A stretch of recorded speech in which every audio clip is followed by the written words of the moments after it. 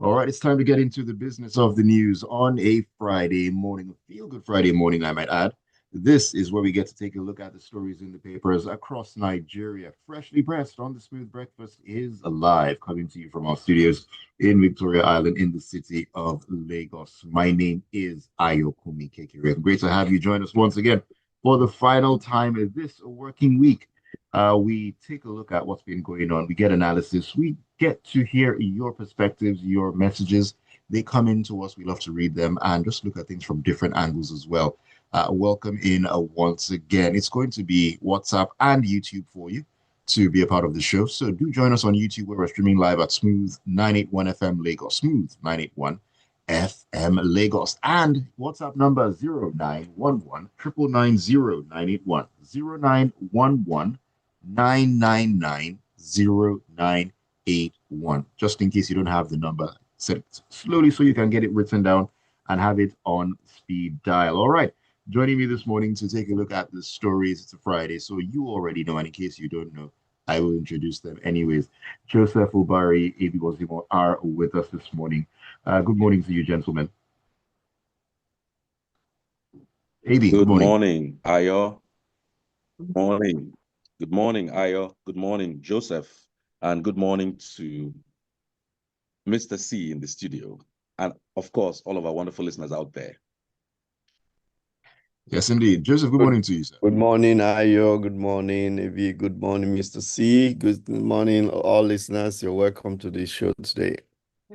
And of course, as has been said in the studio, Monsieur C. Good morning to you, Mr. C. Good morning, Nayo. Good morning, AB. Good morning, Joseph. Good morning, Lagos. How about the city boys and the village boys? The boys out there, city, village. Let's roll. Yes, so let's get rolling. Let's get cracking this morning. All right, we shall begin this morning talking about the Electoral Act and what's been going on. There's some developments that have come out of this, Joseph. Leaders of the opposition African Democratic Congress and the new Nigeria People's Party on Thursday, they mounted pressure on the National Assembly demanding an immediate amendment of the Electoral Act 2026, which they described as anti-democratic and skewed ahead of the 2027 general elections. The Senate, however, swiftly dismissed the agitation, advising opposition leaders Atiku Abubakar, Peter Obi, and Rotimi Amaechi to pursue their concerns within the framework of the National Assembly. Well, if you remember, the Electoral Act 2026 was passed by the National Assembly and assented to by the president on February the 18th, if I remember that correctly. And there's been a lot of pushback even before the act was, signed into law. Opposition parties are kicking and saying this needs to be reviewed. I don't know how that is supposed to actually happen, but it's also interesting to note that INEC have put forth new dates for the elections. So we'll have the presidential elections coming up on the 16th of January. I believe the governorship elections will come up on the 3rd. What are your thoughts on this one? I mean, opposition, are they doing the right thing right now, or are they just wasting their energies where they should not? I sincerely think that they don't understand that the National Assembly is tone deaf and they are not interested in listening to Nigerians. So I don't know what the opposition leaders aim to achieve by this whole drama and noise they're making. I think they should be spending their time strategizing on how they can really galvanize Nigerians to vote in next election and see how people can defend their votes in one way or the other. But to come and cry wolf now when the horse has left the stable is something that I don't understand. Their voices were not heard when it mattered.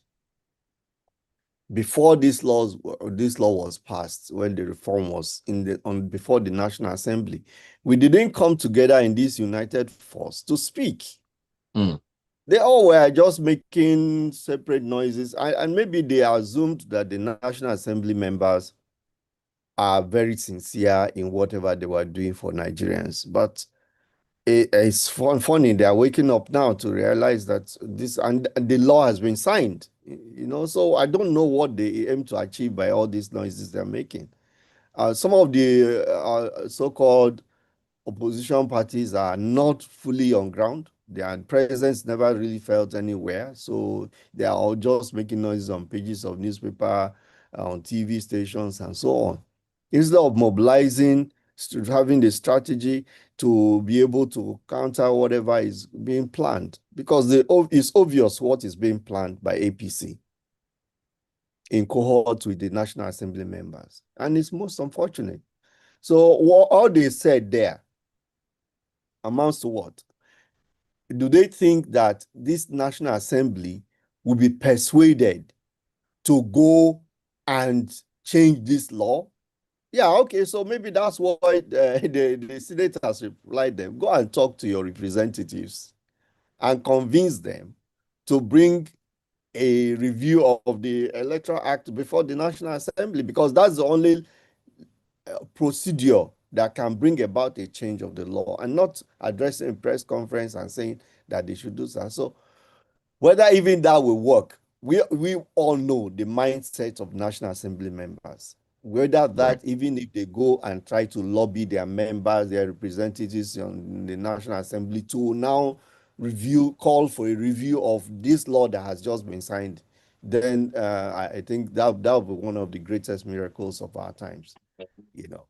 So I think opposition leaders haven't really done serious work, honestly. If any lobbying was to be done, it was at the stage at which this law was before the National Assembly. Were they talking to their representatives? Were they lobbying people? How much lobbying were they doing to ensure that, at least give a conscience to the people to look, people are concerned. This is what, talk to people in the National Assembly. That's what you would expect. But they come out now, the horse is bolted out of the stable, and you're saying, oh, this, that. Amaechi even told them that they have to look at their strategy. Is that what you come and tell us, tell the public? And we should look at our opposition leaders, we need to look at our strategy and blah, blah, blah, blah. It's just laughable as far as I'm concerned. All right. AB, I know you have a word to chip in here. You are muted, by the way. Sorry. Now, they tried to put their voices out there, but like Joseph has said, it was among the crowd. And there's nothing wrong with being part of the demonstrations, but there had to be a multi-layered strategy. While doing the demonstrations for visibility, they could have. But the fact is that the reason why the Senate has said they should go back to their representatives is that in almost every case, the representative is an APC member. Is that person going to go against the grain? You and I know that the answer is complete and absolute no. So they have just given them an exercise in futility. That matter is settled. Now they have to strategize to see how and if there's any way with the current mentality of the ruling party that they can even make an impact. I'm not speaking up front because there's one thing that's going on social media. Everybody said Abacha was inevitable. How far?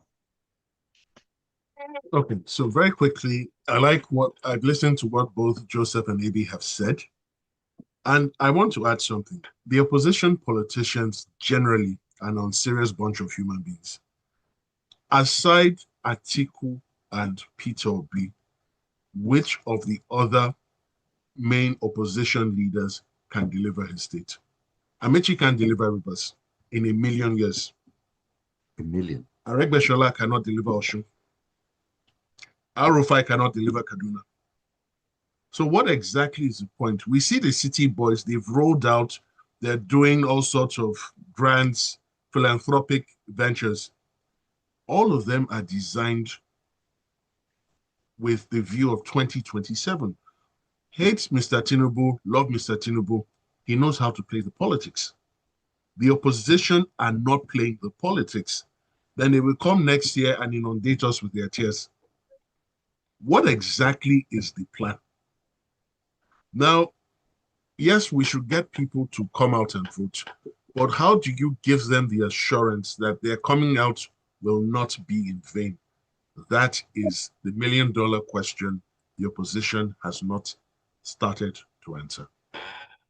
At this point, I'm beginning to wonder if the opposition has an answer to the myriad of questions that are on the ground, really and truly. But let us put that in the back pocket for now and talk security matters. AB, we shall take this from The Guardian, where Bauchi State Governor Bala Mohammed on Thursday announced that there are over 10,000 armed bandits that are attacking villagers in communities in Al Khalidi local government area of the state. He stated this when he visited the internally displaced persons who fled Mansour, Yalau, Futuk, Duguri, and Guana communities of the local government area of the state due to recent bandits attacks. 10,000 well-armed bandits, maybe 10,000. Let's marinate on that number. 10,000 armed bandits represent about... Well-armed bandits. Well-armed represent about 50,000 points of governmental failure. And I say that because, on average, these are men of age, on average, each of whom ordinarily might have had a wife or more and 2 to 4 children. So right now, there are 50 to 60,000 people whose lives have been failed because these people have turned to banditry. Now let's go back into it. The governor is saying, thank you, neighboring states, for harboring my citizens. A governor is recognizing and admitting that his citizens have no home in his state. That is an admission of failure. I mean, plain and simple.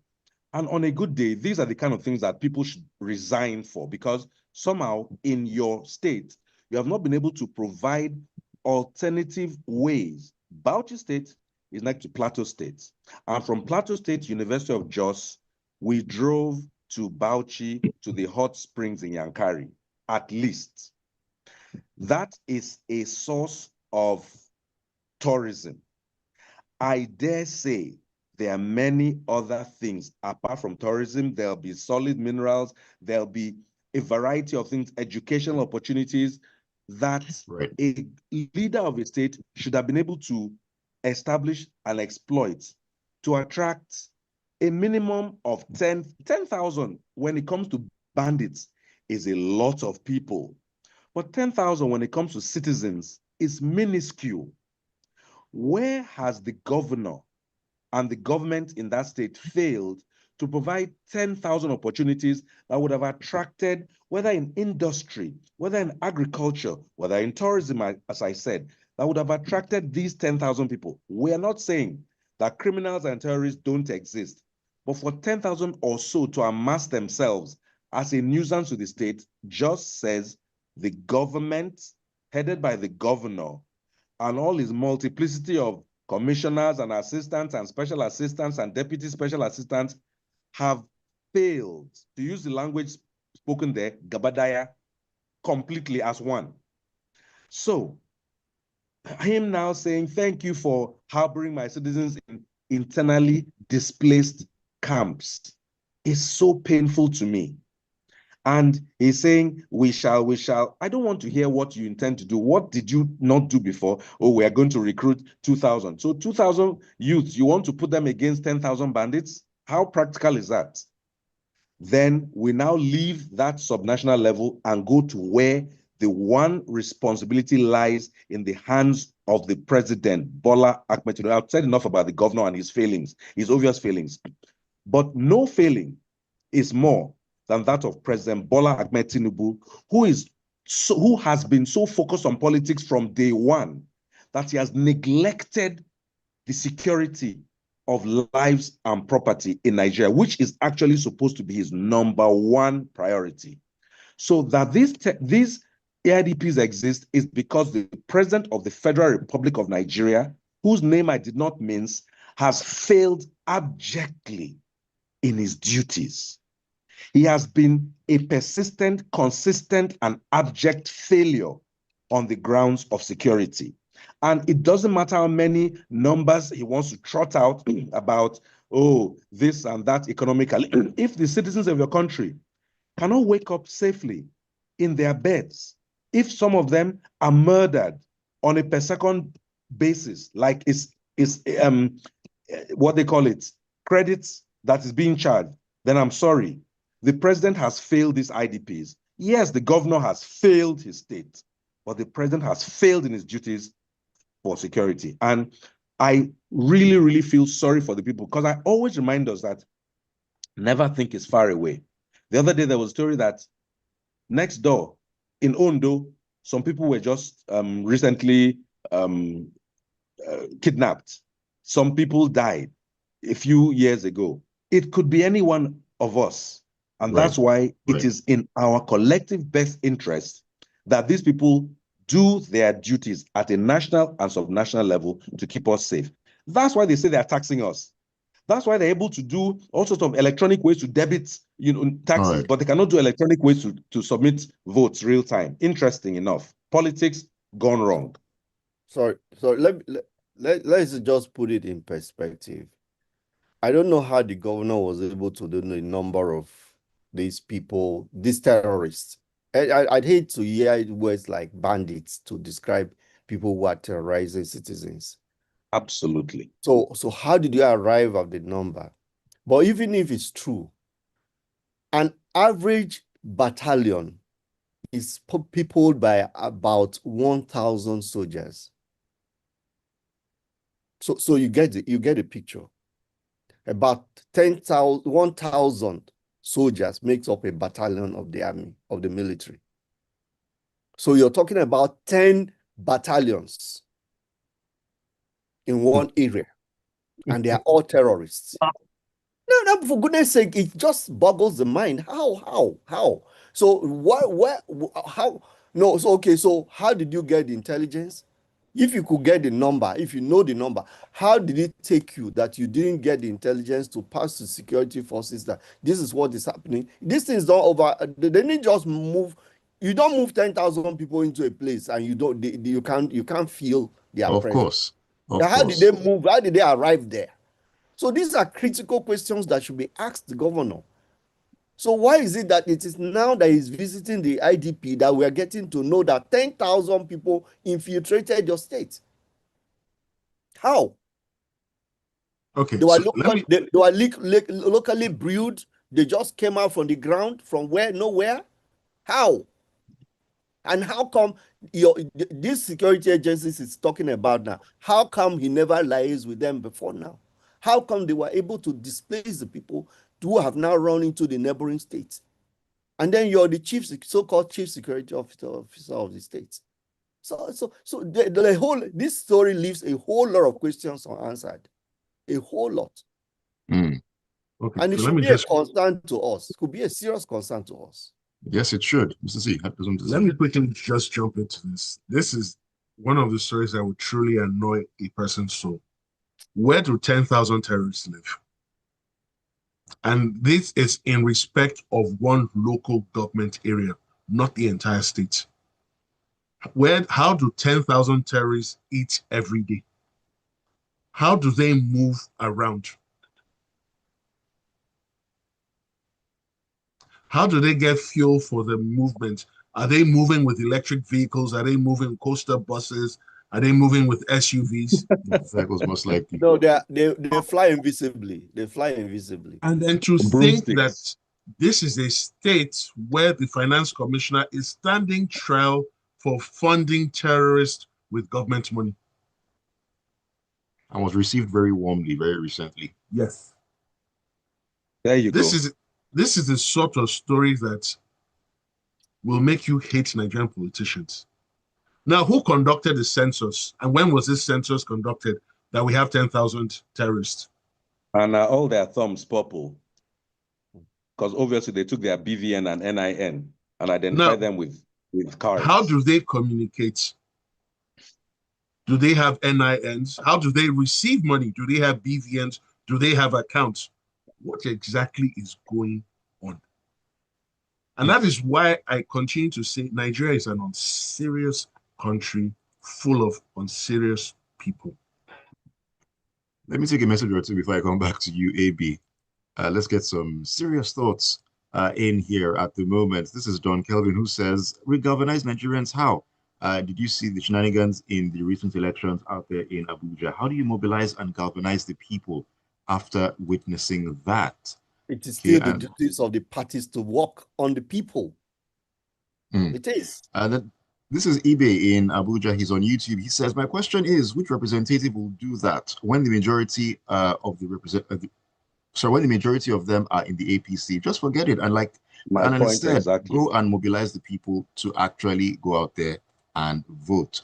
All right, who else is talking to us?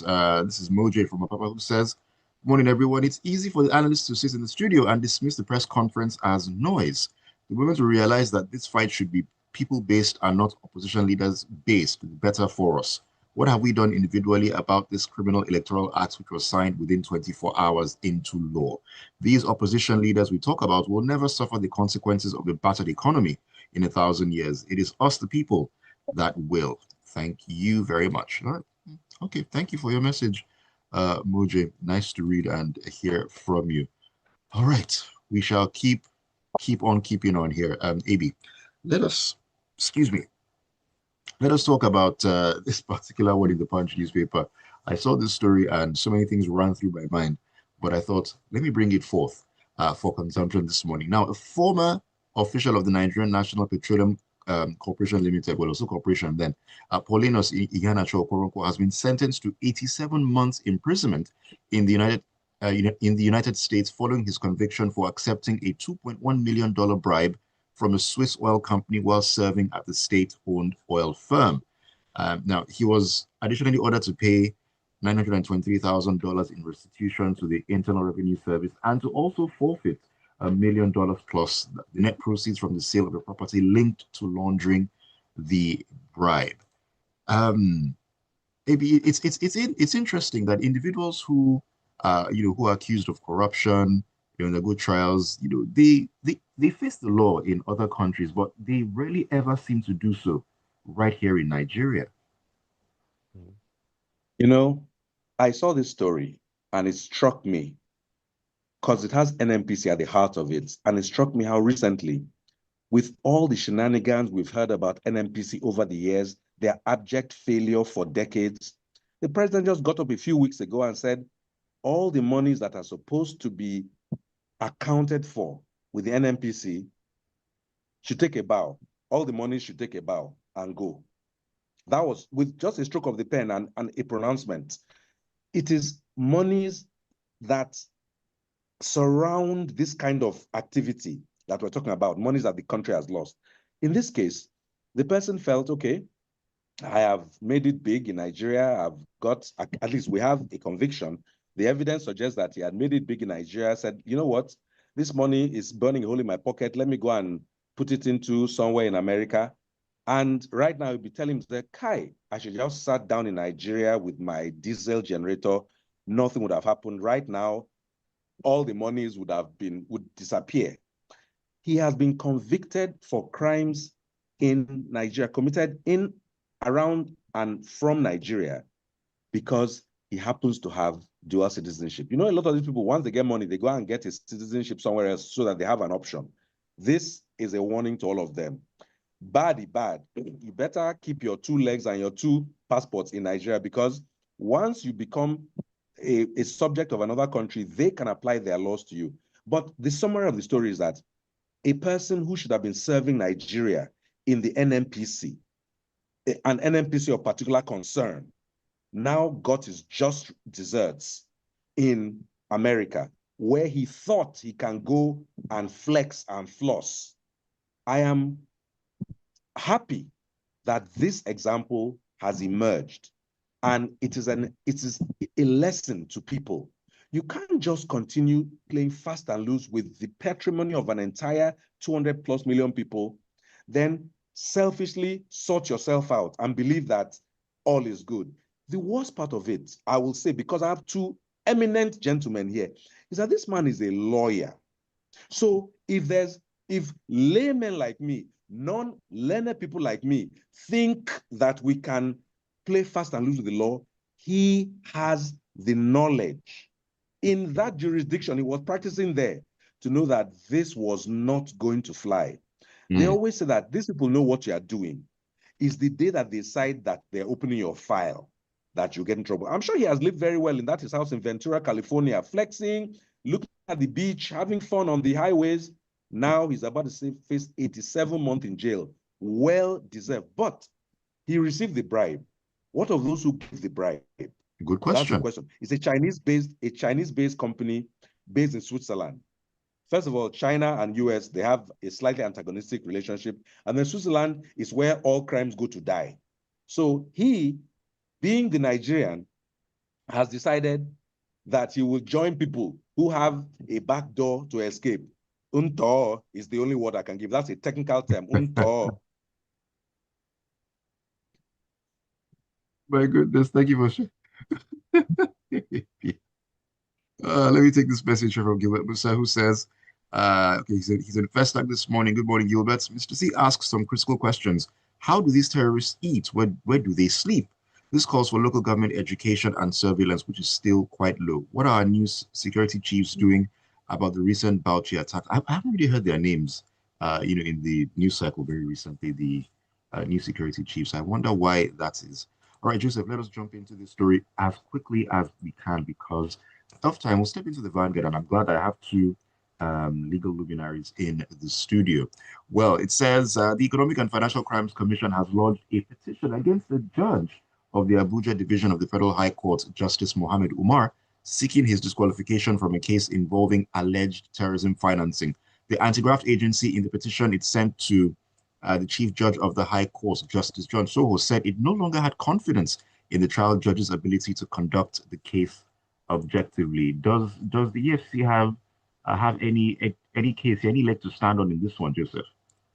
Well, you could say they have, but what is intriguing is the basis upon which they are doing what they are doing. Okay, so their argument is that Umar, who took over the case from, I think, Wite or one of the former judges, granted bail to the three persons, the commissioner and two other persons, and they went home to celebrate. The judge that was handling the case before then had denied them bail. And terrorism charge is quite a serious crime that ordinarily shouldn't grant bail. But the judge still has the discretion to give bail if he so fishes. And he gave a bail on shorty of 1 million naira and 100 million for each of the persons. Now, what really is of interest to me is that the leg upon which EFCC is making this case is that if a former leader of the Amaechi one Bodejo, was given money by these three persons, and they used the money for terrorism activities. The federal government now started a trial of Bodejo and then dropped it. So if EFCC is so interested and is sure that there was actually terrorism activity, how come Bodejo was not tried? I would think that EFCC should be interested in ensuring that Bodejo, who received the proceeds and can use it to commit crime, is tried. Why? How come EFCC is a federal government agency? Why is Bodejo walking free? So if there was no crime, it means that the basis upon which you're even bringing charges against this people it just doesn't make sense. It doesn't add up. How can you add 1 plus 2 and it is equaling 6? How? So if Bodejo didn't commit a crime, it means that the money this people gave to Bodejo didn't commit a crime. So how then can they not be granted bail? So, see, it's a very thin line. You can say, oh yeah, the judge did a serious crime and so on. But if there has not been if there is no crime, there was no terrorism crime for Bodejo to answer, the money, these people who gave him money might not have committed any crime. So technically, yeah, terrorism is a non-bailable offense, just like murder and all the rest of them. But the judge also has discretionary power. And I don't think he really did anything wrong. If he decided to use his discretion and say, okay, these persons, they will have to pay high shorty placed on them, 100 million each one of them. If they fulfill the bail condition, then they can go. And then the case continue, the trial will continue. Okay, so let me just let me just throw this in. One of the reasons why the Commissioner for Finance was granted bail was the fact that material was placed before the court showing that if he wasn't released, thousands of civil servants in Bauchi will not get paid because he's unable to sign. Now, true, there's the presumption of innocence. Okay. He's innocent until proven guilty. So, in spite of the fact that there are terrorism charges, where are the people he supposedly committed the terrorism with? Where are the people, like Joseph rightly said, he funded? If you cannot bring the people he funded, where's the offense? Hmm. Let me take your messages. Oh, we need to wrap it up this morning. This is Dr. I and CM at CMS. Good morning to you. He says, no feel good news this Friday. Well, we need to make ourselves feel good in one way, shape, or form. That's all I can say, Dr. I. He says, let's hope March will be better. Sadly, I will be holding my breath. Let's be optimistic. A bit more optimism. It helps. Who will deliver us from this quagmire Nigerians have found themselves in? Elections in less than a year, and it seems the same lot of undeserving are going to be re-elected. Tayo Inaja says the former general manager of NNPC, now convicted in the abroad, like KOK, took a little risk and thank God he didn't succeed. The FCC can report to the CJ. It's for the CJ to respond and direct accordingly. Investigations in Nigeria are very loose most times. As AB said, it's the weekend, everybody. Get your non-AI foot massage like our dear senator, name withheld. It's a good thing. It's a good thing you withheld the name, Tayo. Tony Marimbi says, just imagine the number 10,000 bandits. This huge number out there in the forest, just in one state. Let's even assume it's an estimation. Even if they are flies or mosquitoes, they can be located and eliminated, but not in Nigeria, where priority is politics and where a minister of defense will tell us that bombs cannot penetrate the forest. This is as mysterious as having 300 bandits on phantom bikes attacking a military base and killing our soldiers without any intel to stop them. Where are we really heading? Trump should act fast, please, because that seems to be the only hope right now. The fact that Nigerians are looking up to and hoping that a foreign entity comes to deliver them, that in itself speaks volumes. Barrister Nakoda Inigodo says, good morning, crew. The position of the coalition regarding the enacted Electoral Act of 2026 is medicine after death. The opposition needs to put their house in order. Otherwise, the 2027 elections will be an easy walkover by the APC. And this is Ajayi Oloyinloa in Magodo GRA Sherry. Good morning to you, Sir Ajayi. He says, it's a shame and complete governance failure for a governor to raise the alarm that 10,000 bandits are attacking communities in his state, and he's unable to do anything to check the menace. God help us. God help us indeed. At this point, I know people say God help us, but we really need to help ourselves as well. I'm going to leave it at that this morning and say thank you for being a part of Freshly Pressed. Thank you for the messages, and thank you for keeping up with us throughout the entirety of the week on the show. You are very much appreciated. Thank you to you, AB Joseph and Mr. C, for making it pop this Friday morning. And looking forward to a weekend of foot massages as well. AB. Thank you. I don't have access to non-AI, so I'll just have a very pleasant, simple weekend. But good wishes to everyone who listens, because, it shows a collective concern for better. It doesn't matter what side of an aisle you are. I'm sure there is no political card you give at the market where your prices are lowered or increased. We need a better country, and we have everything God gave us within this geographical space. Right. We just need to get better leadership. 10,000 people. Even as one person said, 10,000 flies cannot be missed. God bless you all. Amen to that. Joseph, thank you so much. Well, I had my foot massage yesterday, but it was legitimate.